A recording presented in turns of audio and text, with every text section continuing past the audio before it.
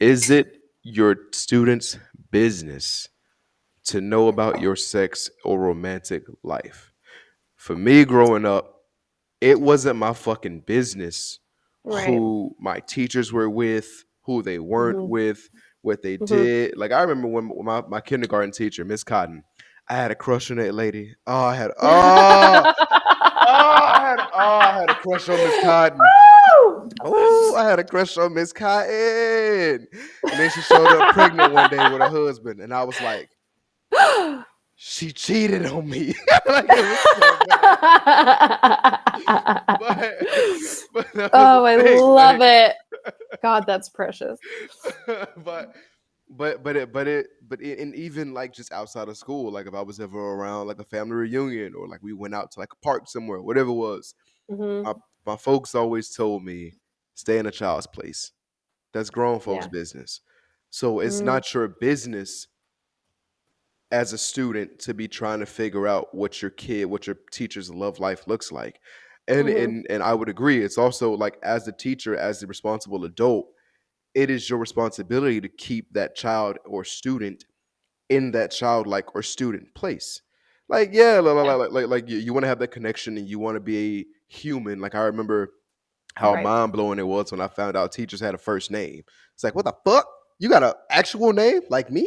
Right? So You see your teacher at Walmart for the first time and you're like, what? You're working out of the yo, school? that shit is mind blowing, right? It's So true. yeah, It's true. yes, you want to be able to have that connection with your students, so because you can make a bigger impact in their life when they can level with you and just talk with you and be honest about whatever struggles they have. But Hmm. I think it's Hmm. also your responsibility to keep it in the realm of mentor, mentee, sensei, student, like. And in Right. that reign, it's not your fucking business who I'm dating or who I choose to have sex with or how I choose. It's Hmm. not your business. You're a child. That's inappropriate. Go sit down. Right. So So, yeah, yeah. And it's interesting because I think each of us can sort of pinpoint an experience in our lives where we got a response that seemed appropriate on this. So, like, I was a voracious reader as a kid, and I was reading well above my hey grade man, quit level. using college words. Go ahead. I read a lot. I God know it. I damn. know what it means, Um, but go ahead. I had to think for a second. I don't like thinking. I found a book in the library and I checked it out, and it was probably, so I was in fourth grade, and I want to say it was like a 6.5 level. So it's like a sixth grade book. And I remember encountering a word that I didn't know what it meant. And I went to my teacher. So it was reading time. We all spent 15 minutes to read or whatever. And so I went Right. to my teacher to ask what this word was, which was a common thing to do.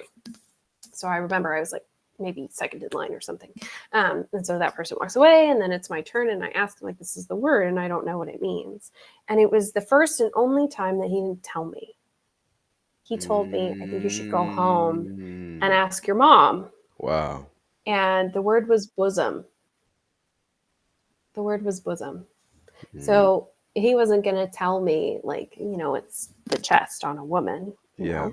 he was like, you should probably take this home and ask your parents about this instead. And I Yeah. do think that was appropriate, right? He looked at me, he's like, this is a fourth grader. This is probably, if she's asking me about this, there's probably a good chance she hasn't had any interaction with this kind of discussion before. Not my place, send it home.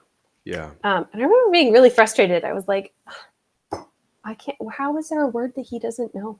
This is stupid. Mm-hmm. Mm-hmm. And I don't actually remember whether I took it home and I asked my mom or not, but I did eventually find out that bosom means breast. And Yeah. Was that what you know? yeah, it was a scenario. Well, and it was a scenario that I didn't understand. Even after learning the word, I didn't understand what was happening in the book because I didn't understand that breasts had a sexual connotation to them. At Mm-hmm. least not in that, in a fourth grade mind. I knew it had a connotation, this like weirdly kind of negative connotation, Mm-hmm. but I didn't know that it was associated with sex. Right. Um, and so I What? do Wait. What remember. kind of fucking book were you reading? Well, so it was about a girl who her older sister did this thing. And so Oh, okay. All right yeah, so then. her older sister was trying to attract the farm boy, which sixth grade, I mean, you're talking that's somebody who's 11, 12 years old. So like they're beginning to recognize like this is somebody who would like read and be like, oh yeah, I have an older sister, and if I'm 11, there's a good chance that they're somewhere around 14, 15 years old, There's a right? farm boy lurking. And it's set in like those early 1900s, late 1800s, when 15 was about the time that you would get betrothed and married. So like it was accurate enough. But I do Mm, remember that that was an odd experience for me. yeah. But I mean, yeah, that's where it's just hard. We have to evaluate who our kids' teachers are and whether we trust them or not, and that's a difficult thing to decide. That is deathly terrifying nowadays. That is, Yeah, yeah, I don't know. And once yeah. again, I don't even have any meat bags yet, so